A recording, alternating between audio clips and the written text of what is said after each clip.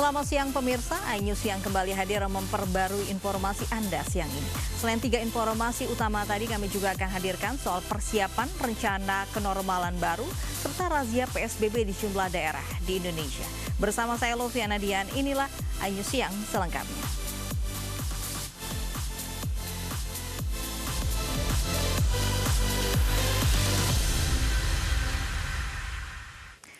Kapal penumpang KM Askara Saputra 08 dini hari tadi menabrak gapura ruang tunggu Pelabuhan Nusantara, Kabupaten Muna, Sulawesi Tenggara.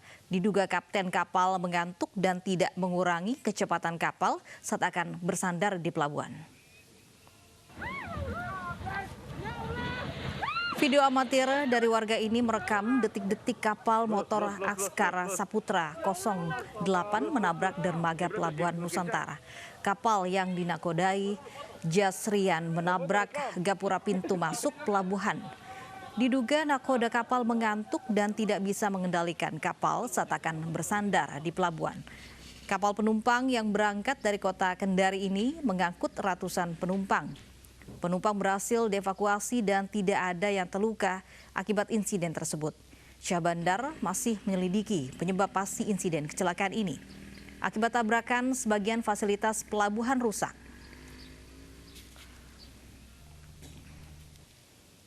Berniat mengisi liburan di pantai, satu keluarga hanyut terbawa ombak besar di pantai Kuala Bubon, Aceh Barat. 3 korban yang merupakan anak-anak hingga dini hari tadi belum ditemukan.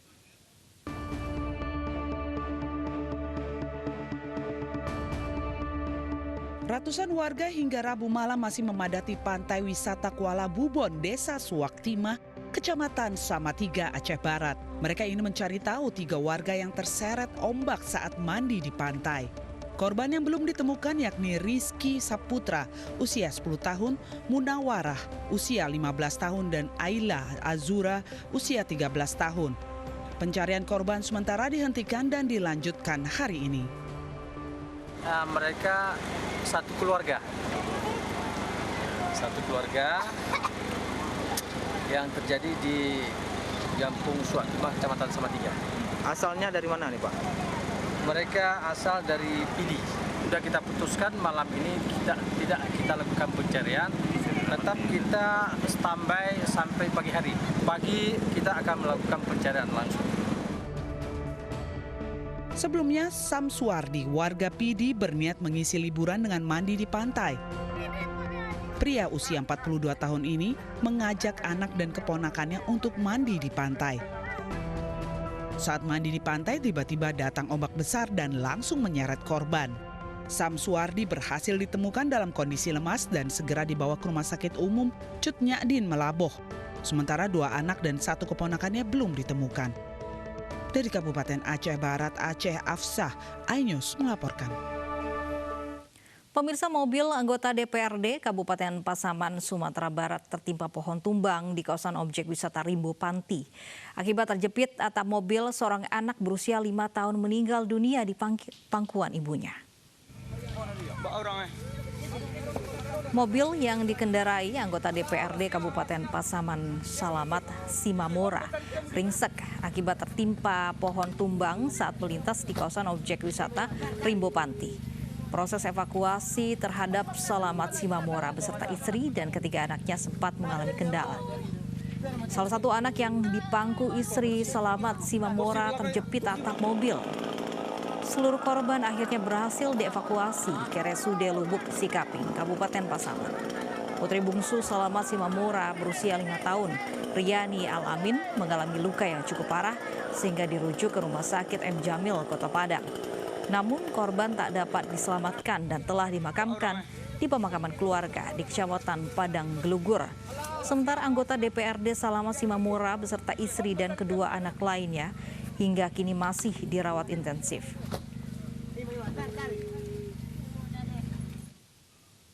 Seorang suami tega menganiaya istrinya sendiri dengan kapak hingga tewas. Setelah menganiaya istri, pelaku nyaris bunuh diri.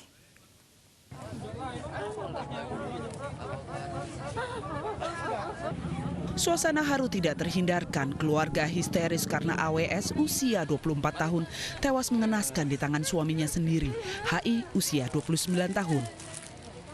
Menurut saksi mata, pasangan suami istri cekcok sehabis sholat id di wilayah rumahnya di Dusun 2, Desa Selama, Asahan, Sumatera Utara. Dan kejadian ribut kembali terulang saat sore hari sehingga sang suami tega menghabisi nyawa istrinya sendiri dengan kampak. Mengetahui istri tewas, pelaku kabur ke rumah saudaranya dan nyaris melakukan aksi bunuh diri dengan melukai tangannya.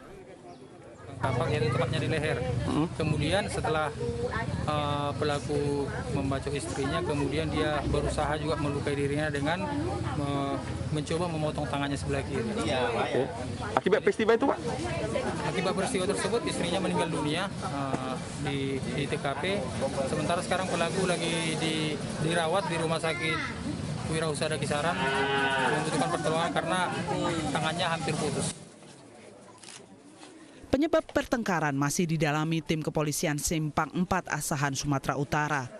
Saat ini jenazah AWS berada di Rumah Sakit Umum Jasamen Saragih Siantar guna pemeriksaan medis demi kepentingan penyelidikan. Sementara pelaku masih menjalani operasi tangan di rumah sakit swasta di Kisaran. Dari Asahan, Sumatera Utara, Ulil Amri, iNews melaporkan. Ratusan karyawan pabrik rokok di Kota Madiun harus menjalani rapid test massal. Hal ini dipicu temuan seorang karyawan pabrik yang positif COVID-19.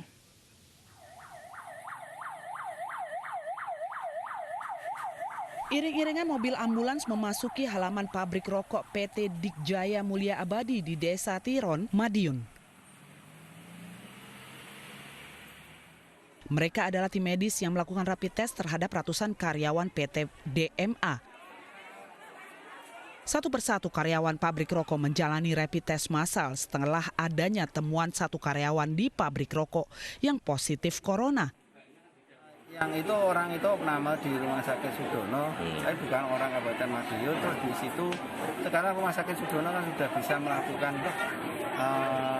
pemeriksaan swab lah, gitu. Mulai Senin kemarin 26 itu sudah bisa dilakukan sendiri. Ternyata dengan metode TCM itu ternyata positif. Selanjutnya, pemerintah Kabupaten Madiun mengimbau manajemen PT DMA untuk meliburkan seluruh karyawannya demi mencegah penularan virus corona dan sterilisasi dengan disinfektan di seluruh wilayah pabrik. Dari Madiun, Jawa Timur, Arif Wahyu Effendi, iNews melaporkan. Dan untuk mengetahui seperti apa perkembangan rapid test massal di Madiun, kita sudah terhubung dengan AKBP Edwi Kurnianto, Kapolres Madiun, sekaligus sebagai Wakil Ketua Gugus Tugas COVID-19 di Madiun dan juga pembina Kampung Tangguh. Selamat siang, Pak Edwin. Selamat siang. Pak Edwin, hingga kini bagaimana perkembangan hasil rapid test di pabrik rokok DMA ini? Jadi kemarin memang betul ada satu karyawan yang terkonfirmasi positif. Kemudian kita mengambil langkah cepat dengan Forkopimda sebanyak 805 karyawan. Langsung kami lakukan rapid test sampai tadi malam. Dan sisanya hari ini sebanyak 31 karyawan ini menjalani rapid test. Dari semalam alhamdulillah karyawan yang dilakukan rapid test negatif ataupun non-reaktif. Hari ini masih berlanjut sisanya karyawan yang menjalani rapid test. Baik, Pak Edwin, ini bagaimana nanti hasil tindak lanjut apabila ditemukan ada positif karyawan yang terinfeksi COVID-19? Ya, jadi kami dari Forkopimda melakukan langkah-langkah. Yang pertama kemarin koordinasi dengan manajemen untuk saat ini 7 hari ke depan sementara diliburkan dan nanti akan dilakukan rapid test kedua. Seandainya ada karyawan yang reaktif akan dilakukan isolasi maupun tindak lanjut lebih mendalam lagi untuk dilaksanakan penanganan lebih intensif di rumah sakit. Baik, secara keseluruhan Pak Edwin, ini juga apakah juga rapid test massal ini dilakukan di tempat lain? Betul. Jadi selain tempat-tempat yang kemarin dari perusahaan kita lakukan rapid test, ada lokasi-lokasi memang yang dijadikan tempat kerumunan. Kita lakukan langkah untuk rapid test.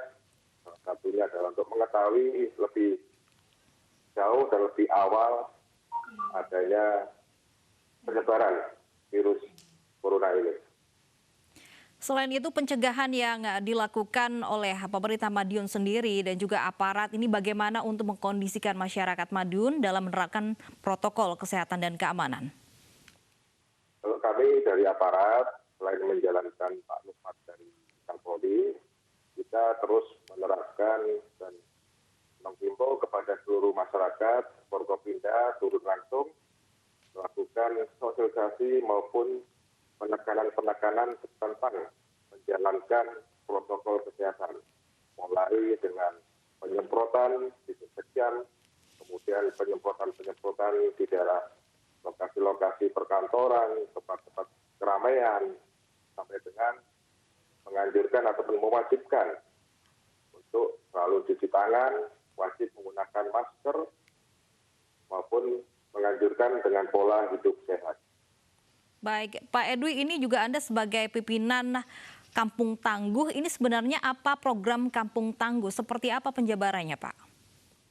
Ya, jadi di Polda Jatim ini ada program unggulan di mana dari Bapak Kapolda sendiri, seluruh jajaran Polda Jatim ini membentuk Kampung Tangguh Semeru, di mana Kampung Tangguh Semeru ini dibentuk untuk menekan ataupun memutus mata rantai penyebaran COVID-19. Selain itu juga untuk mengatasi dampak sosial akibat COVID-19. Selain juga dari untuk menekan penyebaran COVID maupun dampak sosial, juga untuk mengatasi gangguan kamtipmas di desa tersebut. Baik, Kampung Tangguh ini maksudnya lokasi isolasi atau seperti apa, Pak, bentuknya? Jadi bukan isolasi, Kampung Tangguh ini selain menyadarkan untuk hidup disiplin, saya yakin dengan hidup disiplin, dengan menjalankan protokol kesehatan, kita tekankan dimulai dari kampung-kampung, dari tingkat RT, RW, yang kita bentuk dengan nama Kampung Tangguh Semeru, di mana untuk Kampung Tangguh Semeru ini aksesnya kita buat one gate system, sehingga tamu keluar masuk bisa terdata dan teridentifikasi, dan wajib untuk melakukan prosedur ataupun protokol kesehatan, mulai dengan masuk ke kampung tersebut untuk dilakukan pengecekan identitas, kemudian penyemprotan, menggunakan masker dan cuci tangan. Dibutuhkan peran aktif dari warga setempat ataupun kelompok ataupun stakeholder yang ada di kampung tersebut. Dan kami melibatkan beberapa perguruan silat untuk menjadi relawan membantu menertibkan di Kampung Tangguh. Baik, terima kasih AKBP Edwin sudah bergabung bersama kami di News Siang. Semoga Kampung Tangguh ini berjalan efektif dan juga direspon baik oleh masyarakat di sana. Di tengah upaya pemerintah memutus mata rantai penyebaran virus corona, puluhan warga negara asing di Badung, Bali dirazia karena tidak mengenakan masker. Sementara di Padang, Sumatera Barat, polisi bubarkan wisatawan Pantai Purus di tengah masa PSBB.